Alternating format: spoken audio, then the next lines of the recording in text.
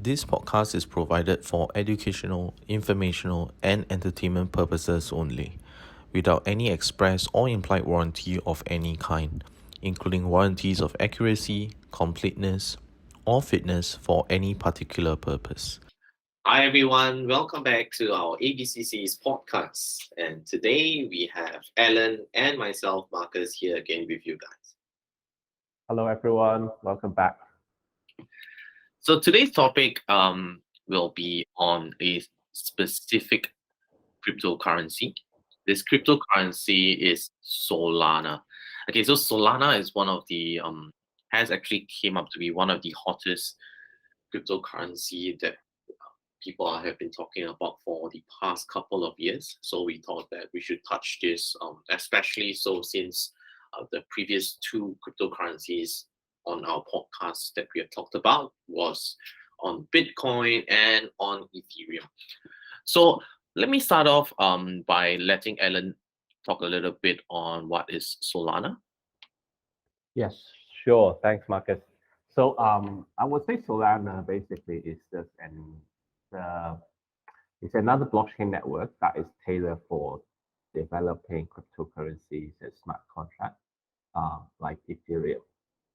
A lot of people say it's a better alternative to Ethereum, especially for its faster speed of transactions.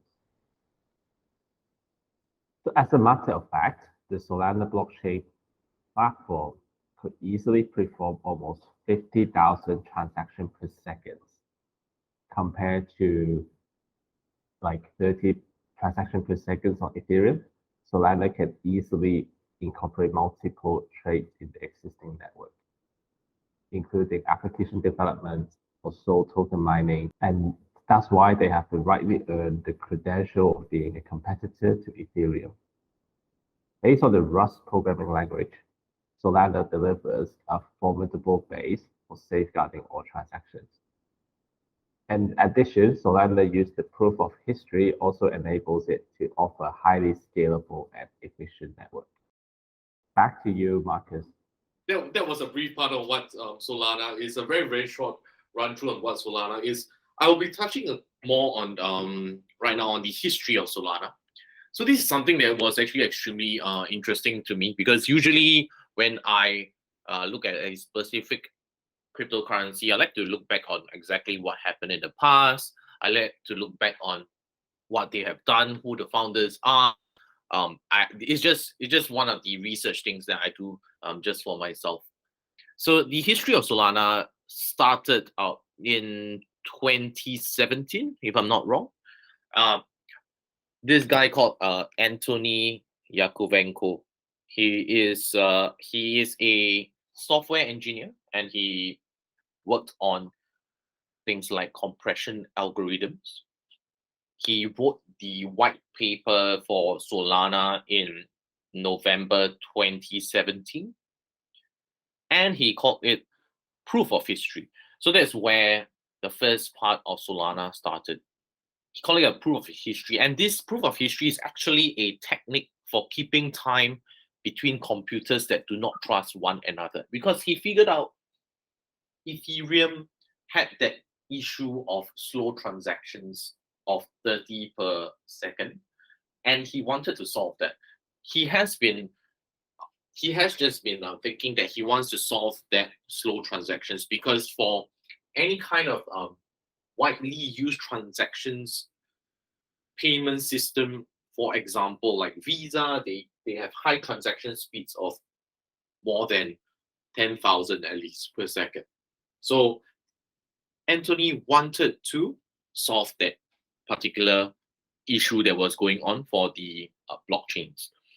So after that, it was his white paper was then prototyped by this guy called Greg Fitzgerald in February 2018, and they formed a group of three. When it happened, when this group of three, Anthony, Greg, and another person came in to work on the entire prototype of Solana, they decided to rebrand the entire name. So the entire name in the past wasn't Solana. It was called Loom, if I'm not wrong. And there was another cryptocurrency that was also had a very similar name. So they wanted to rebrand themselves. And just so happened, all these three guys who were working on Loom, which was Solana, at a particular time, they all met on this small beach in north of San Diego. And this beach is called Solana Beach. So they decided to name this cryptocurrency that they were working on Solana Beach. So that is one very interesting thing. And I can say that all this actually contributed to how they wanted to create Solana. So if I take a look at it, like what I mentioned earlier, their main objective was to solve the issue of Ethereum. And that's why we'll touch a little bit on the comparisons between Solana and Ethereum in this podcast as well. The first part is, of course, the year of founding for both Solana and Ethereum. So Solana was founded in 2017, but Ethereum was founded in 2013. So you can see that Solana is 4 years later than Ethereum. So in terms of like trustability, in terms of how long a cryptocurrency has been in the market already, and the survivability of the cryptocurrency itself, of course, people will say that Ethereum will definitely trump Solana on that front. But in terms of the programming language wise, Solana and Ethereum are definitely different. Solana uses Rust, so Ethereum does not. And I think in terms of the others, Alan, you want to touch on that? Yes, definitely.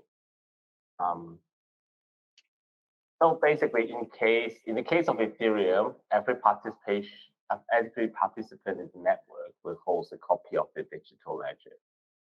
So the distributed ledger holders take care of the operation and the management of the network.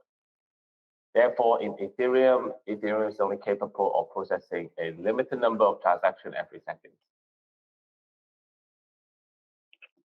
Therefore, Ethereum is highly crowded, and you might have to wait to verify a transaction or pay a huge fee for the network to speed up the transaction. However, in comparison, the Solana network takes away the need of any real-time communication among the nodes. Therefore, it was able to improve overall efficiency. So it's a network validator can easily conduct transactions at better speeds, and network can easily process over 50,000 transactions every second. So how does Solana work? It depends on the consensus mechanism. So in Ethereum, it used, at least before, it used leverage the proof of work consensus mechanism. So the proof of work consensus demand a high computing power, thereby restricting the scope of the participation for the users. Even though proof of work helps to ensure security and complete the decentralization of Ethereum, it suffers from concerns and reduced performance. But in comparison, Solana uses a hybrid consensus mechanism that features the best proof of stake as well as proof of history. It allows and enables better flexibility for arranging the orders of transactions. I think in terms of that, if I touch on the scalability wise as well for Solana, that is one of the hottest thing on the comparison side. In terms of scalability, we can see that Ethereum, of course, what I'm talking about is Ethereum with the proof of work. But we all know that something is coming up. So in terms of Ethereum wise, transaction speed is about 15 to 30 per second, like I mentioned earlier. So the scalability wise, it's very hard for Ethereum to scale to mainstream, or if I can say day-to-day transactions for the mainstream industries, if I can say.